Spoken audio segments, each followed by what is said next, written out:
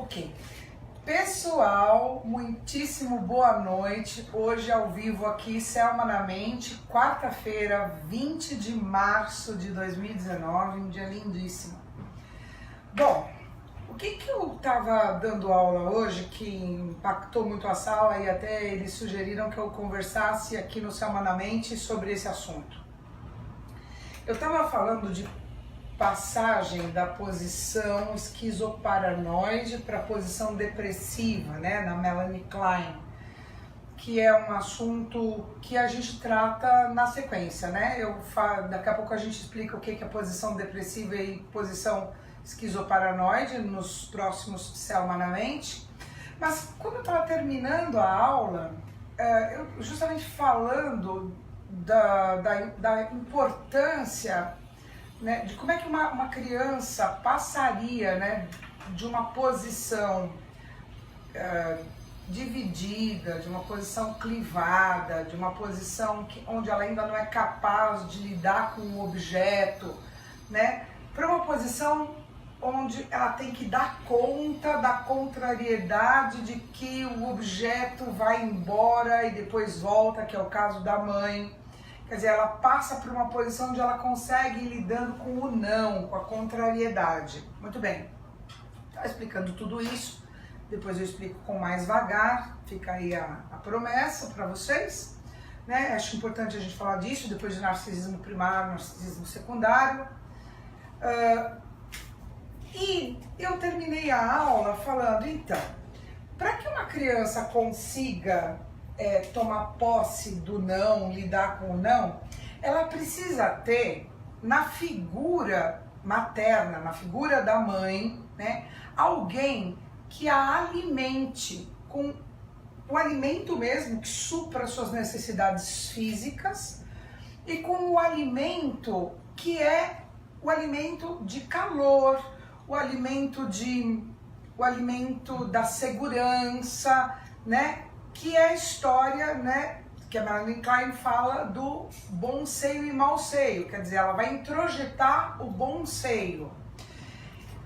Para quê? Para que ela consiga desenvolver núcleos de segurança, núcleos estruturais que vão dar para ela, para a vida futura adulta dela, a base para que ela consiga lidar com essa angústia, com essa frustração de eventualmente as coisas que ela acha que as ampara desapareçam, vá e voltem. Então esses núcleos duros, esses núcleos que vão estruturando a gente, vêm dessas condições favoráveis, né, de uma criança quando ela é pequenininha. E aí me ocorreu contar, por conta disso, da função social da psicanálise. Como a psicanálise, nesse exato momento, vem a nossa responsabilidade social. A nossa responsabilidade dentro do consultório é não ter nenhum tipo de julgamento em relação ao que traz o nosso paciente dentro das posições políticas, das posições ideológicas, enfim, é o que ele tem, é a história dele, é como se ele se estruturou, é com isso que a gente lida. Então a gente tem toda uma neutralidade dentro do setting terapêutico que nos caracteriza e que é a base da escuta psicanalítica, da escuta que deve prevalecer dentro do consultório para que haja o processo analítico. Mas não fora do nosso consultório, não fora. Porque quando eu falo para vocês que a nossa estruturação psíquica vem justamente dessa criança, né, desse bebê, nessa posição aí esquizoparanoide passando para a posição depressiva, ela passa para lidar com o não, porque ela cria núcleos sólidos de confiança, né, numa mãe, num olhar da figura materna, né, que estrutura, porque tem o alimento físico e o alimento psíquico. A gente começa a falar sobre o impacto da injustiça social nas psiques. O que acontece quando uma criança não tem isso?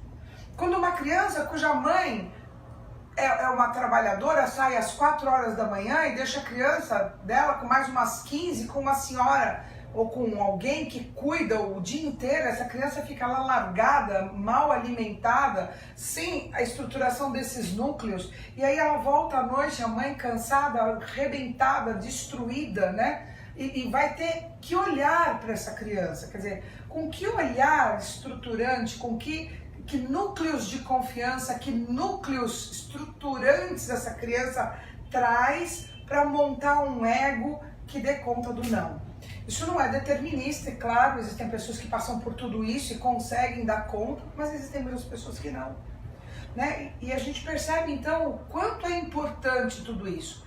Isso me fez lembrar uma coisa que até me emociona muito, né? Que foi a minha faculdade, né? Eu fiz faculdade de História, né? Na Universidade de São Paulo, né? Na USP, na FEFELESH, Faculdade de Filosofia, Ciências e Letras da Universidade de São Paulo. Ali eu tenho uma felicidade e um orgulho muito grande de dizer isso, porque eu tive grandes professores.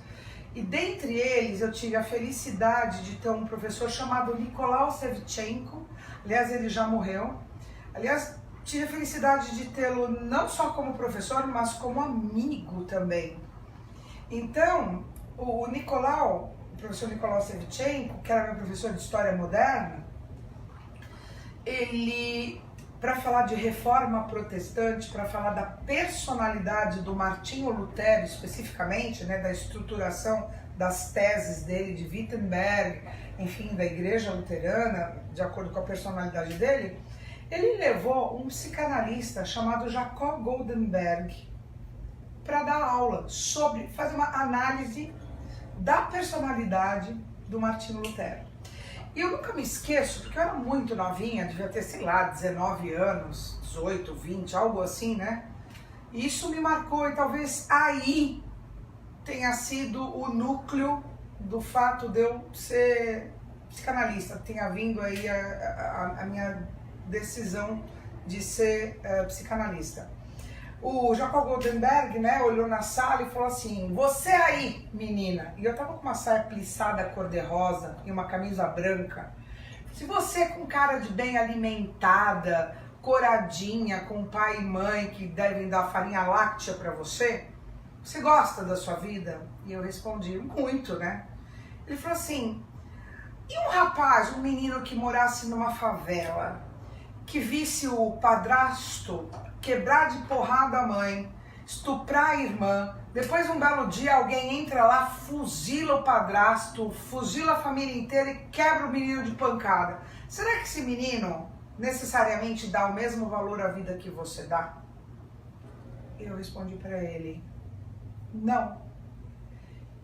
E aí ele me disse: se ele não dá valor para a própria vida dele, e ele tem razões para isso, por que ele daria para a sua vida valor?